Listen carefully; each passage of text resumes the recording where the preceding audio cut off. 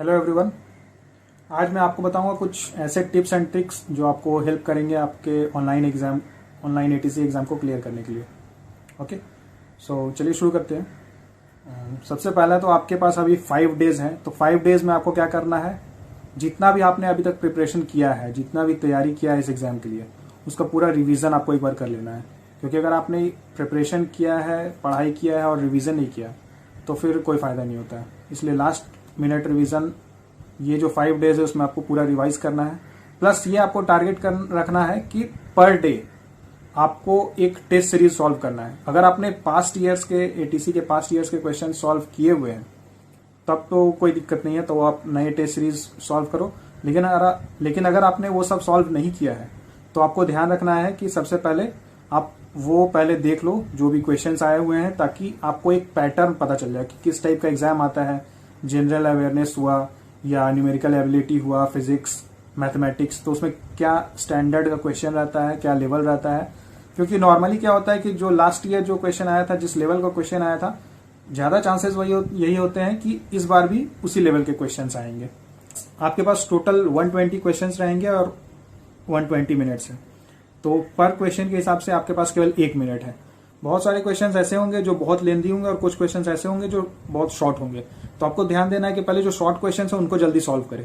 क्योंकि होता क्या है कि शॉर्ट क्वेश्चंस हैं तो आप उसको पढ़ सकते हो। अक्सर क्या होता है कि ज्यादा लंबा क्वेश्चन उसको पढ़ने में ज्यादा टाइम चल जाता है, तो यहाँ टाइम मैटर करता है। आपको ज्यादा मार्क्स लाने हैं तो आपको कम टाइम में ज्यादा क्वेश्चन सॉल्व करना हो, सिंपल है।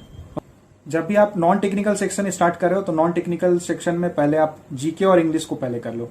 क्योंकि जीके में है मतलब क्वेश्चन पढ़ा और तुरंत आंसर किया, उसमें कोई टाइम नहीं लगता है। तो जीके किया, इंग्लिश किया, देन आपको एप्टी एंड रीजनिंग करना है, जो कि आप अपना टाइम लेकर करो। बट हाँ, मेक श्योर कि आप 60 मिनट से ज्यादा टाइम मत दो। अगर आप नॉन टेक्निकल सेक्शन से ही स्टार्ट कर रहे हो तो 60 मिनट्स देना है पहले, और बाकी 60 मिनट्स आपका टेक्निकल सेक्शन के लिए रहेगा। आपको ये ट्राई करना है कि आपको नॉन टेक्निकल सेक्शन में 50 मार्क्स से ज्यादा ही स्कोर करना है। इसलिए क्योंकि अगर आपने लास्ट ईयर का अभी कट ऑफ देखा है तो 87 था फॉर जनरल कैटेगरी।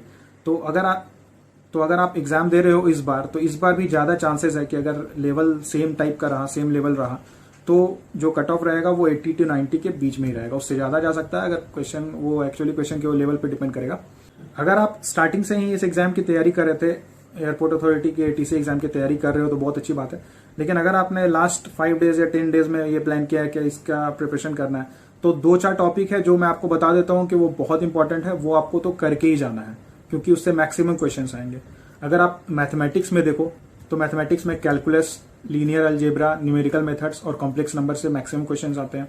और फिजिक्स में modern physics, optics, electrostatics, magnetism and relativity, ये टॉपिक्स आपको कंप्लीट कर लेना है।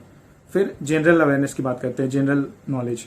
तो इसमें जो क्वेश्चंस होंगे ये मैक्सिमम आपके जनरल नॉलेज के क्वेश्चंस रहेंगे, मतलब करंट अफेयर्स के बहुत कम क्वेश्चंस रहते हैं।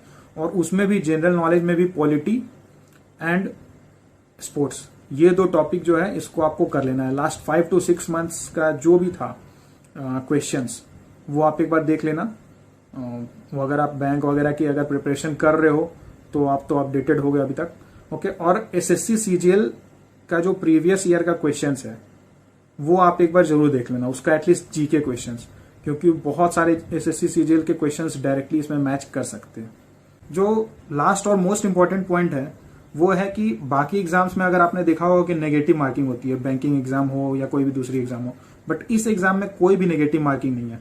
तो इस चीज का आपको पूरा फायदा उठाना है।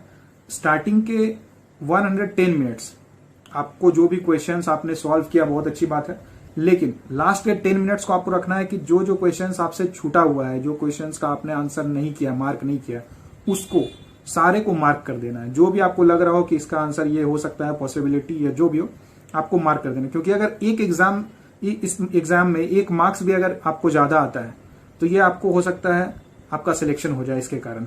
इसलिए एक भी क्वेश्चन छोड़ना नहीं है, क्योंकि नेगेटिव मार्किंग नहीं है। ठीक है। एंड आपको अगर इससे रिलेटेड, एग्जाम से रिलेटेड कुछ भी पूछना है या कोई भी प्रॉब्लम हो तो आप मुझे डायरेक्टली कमेंट कर सकते हो, मैं उसका जवाब आपको जरूर दूंगा। And all the best for your exam.